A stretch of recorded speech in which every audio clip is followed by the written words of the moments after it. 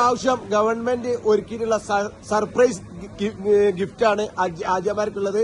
അതായത് ഒരു ബാഗ്, നല്ലൊരു ബാഗ്, അതിൽ ആവശ്യമുള്ള എല്ലാ സാധനങ്ങളും. സാലിയാണ് നിങ്ങൾക്ക് ഇത് വേണ്ടി പറഞ്ഞത്. അതെ, മുടി വെട്ടി ലക്ഷം നോക്കാനുള്ളത്.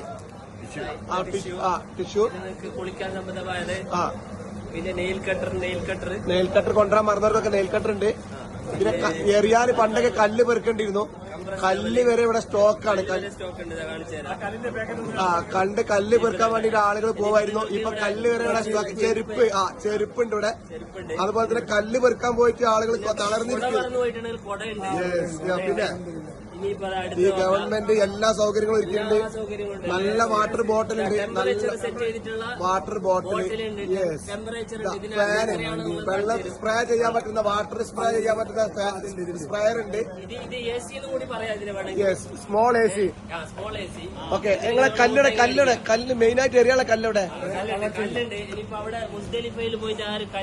പെറുക്കേണ്ട ആവശ്യമില്ല.